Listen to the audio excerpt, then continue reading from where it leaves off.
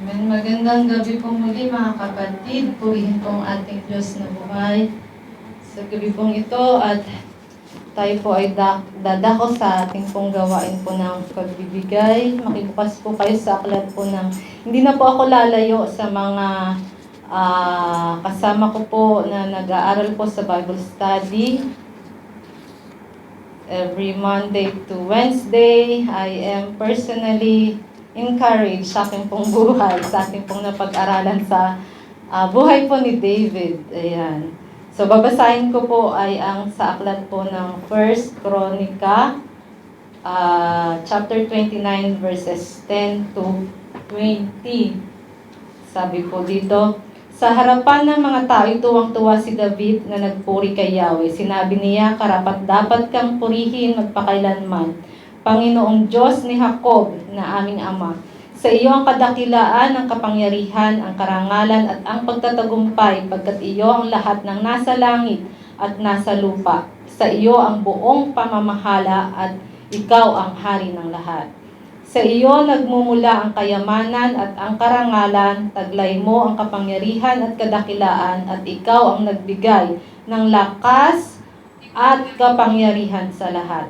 Pinasasalamatan ka namin, O Diyos, at pinupuri ang iyong dakilang pangalan. Ngunit sino ako at ang bayang ito? Buong puso kaming nagkakaloob, pagkat ang lahat ng ito ay galing sa iyo at ibinabalik lamang namin.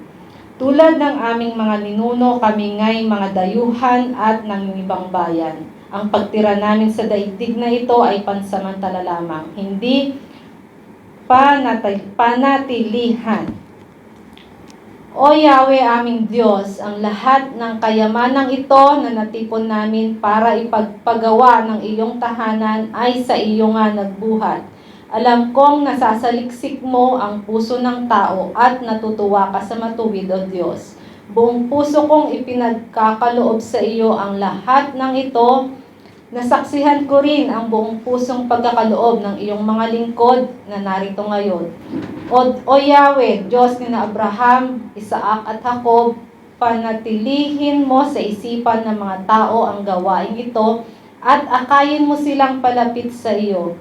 Tulungan mo si Solomon na maging tapat sa pagsunod sa iyong mga utos at tuntunin, sa gayon maitatayo niya ang tahanang ating inihanda. At sa lahat ng naroon sinabi ni David, purihin ninyo si Yahweh, pinuri nga ng lahat si Yahweh, ang Diyos ng kanilang mga magulang. Yumuko ang lahat, nagpuri kay Yahweh at nagbigay galang sa hari. Amen. So, sa mga nag-aaral po ng salita ng Lord, Bible study ay hindi na po ito iba at nais ko lang po i-share sa ating pong mga kapatid yung pong 7 principles ni King David in terms of giving systems. Natulala na si system. Ayan. So ito po yung unang kanyang principle. Generous giving ought to be freely and wholeheartedly.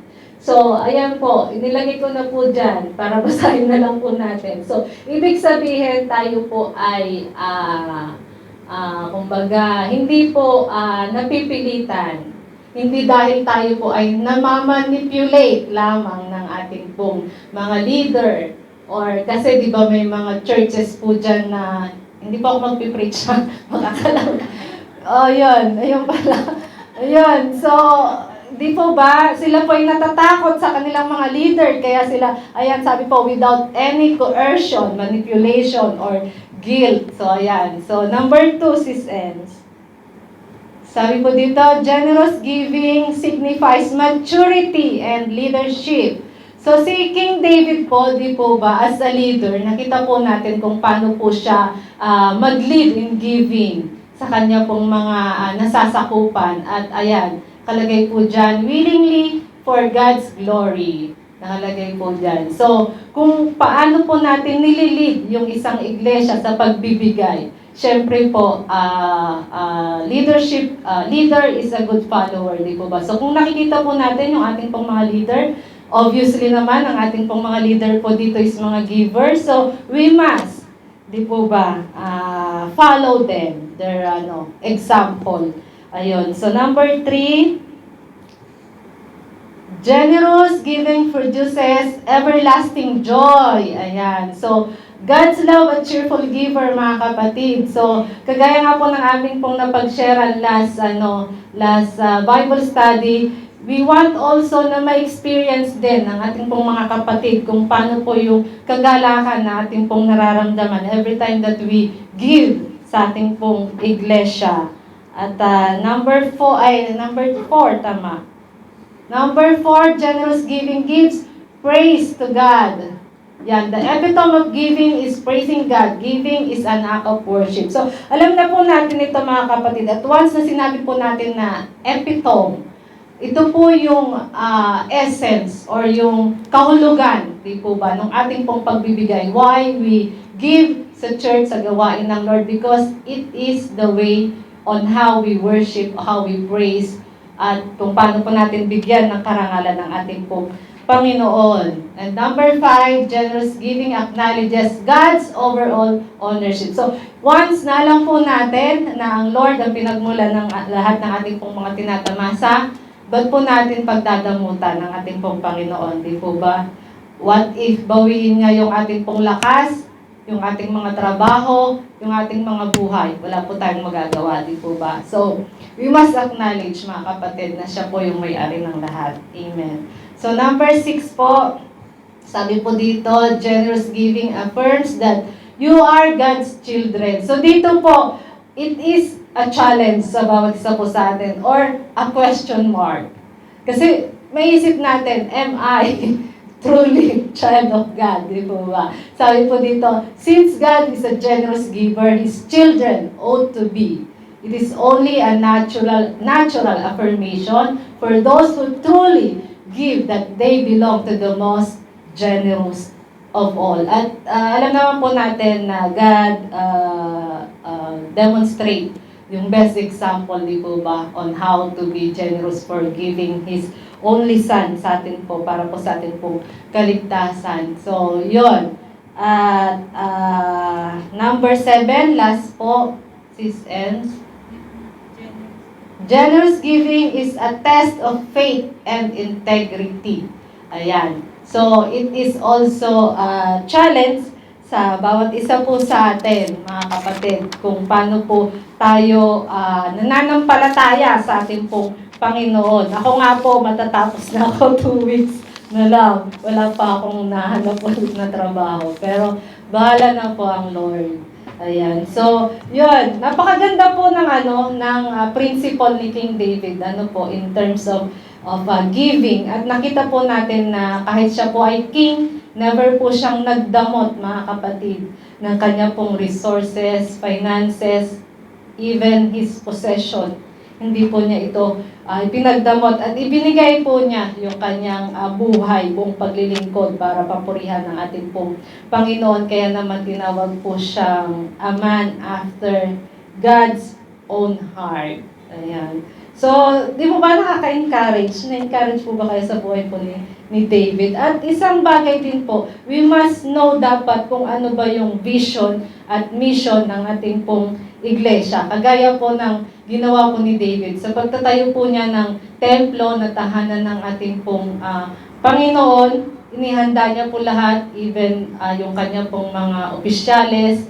Talagang kumbaga, ang lahat po ng makagamitan doon, inihanda niya para saan? Para po sa templo ng ating pong Panginoon. That's why we also give, di po ba, sa ating pong iglesia. Kasi ang nais po natin ay maging maayos, maging handa, maging maganda ang ating din pong iglesia. So, alam din po natin dapat na yung mga bagay na ito, why we give sa ating pong iglesia. So, purihin po ang ating pong Panginoon at salamat po. Tayo po'y manalangin. Yes, Lord. Ama, minsan pa pinupuri ka po namin, dinadakila at pinasasalamatan, Panginoon, sa inyong pong kabutihan sa aming pong mga buhay. At tunay, Ama, na sa mga oras na ito, ay ina-acknowledge namin, Panginoon, sa aming pong mga buhay na kayo, yung Diyos na nagbibigay ng lahat, Panginoon. Kagaya po ng inyong pong pangako, Panginoon, na hindi niyo po kami pagkukulangin, Panginoon. Ang nais niyo lamang po, Panginoon, ay unahin namin ang inyong pong kalooban, ang inyong pong katwiran, Panginoon, and your kingdom, Panginoon. Kaya, Ama, sa gabi pong ito, turuan niyo nga po patuloy ang bawat isa po sa amin na magkaloob, Panginoon, ng may kagalakan sa aming pong mga puso, Lord God, at Ama, maging katulad nawa kami, Panginoon, ni King David, Panginoon, na sinet aside niya, Panginoon, yung kanyang pong pagiging king, Panginoon, at nandun po, Panginoon, yung kanyang pagbibigay, Panginoon, sa inyo pong gawain, sa inyo pong iglesia, Lord God, ng buong puso, Panginoon. Kaya, Lord, nawa sa buhay ng bawat isa po sa amin ay magkaroon din po kami ng puso, Panginoon, na kagaya po ni King David, Lord God. Salamat, Ama, sa inyong pong kabutihan at patuloy, Ama, na nawa ang mga salapi na malilikom ngayong gabi, Panginoon, ay magamit lamang for your glory, Panginoon. Yung nga pong basbasan ang mga kamay na magkakaloob sa gabi pong ito at patuloy, Ama, na maalala po namin lagi, Panginoon, ang lahat ng mga bagay na ito ay sa iyo po nagbuhat. At nagbibigay po kami, Panginoon, sa iglesyang ito because we love you, Father God. At Ama, tulungan niyo po kami, Panginoon, na magkaroon po, Panginoon, ng compassion, Panginoon, sa gawain ito, Panginoon, sa iglesyang ito, Lord God. Salamat, Ama, sa inyo pong kabutihan at patuloy na pagbalain niyo po, Panginoon, yung pong mga resources, Panginoon, pinagkukunan, Panginoon, ng bawat isa po sa amin, Panginoon, nagiging source ng blessing, Panginoon, sa buhay ng bawat isa sa amin, Panginoon. Salamat, Ama, sa inyo pong kabutihan at tunay, Ama, na ang lahat po ng ito ay binabalik po namin sa inyo ng may pasasalamat, pagpuri at pagdakila sa pangalan ni Jesus. Amen.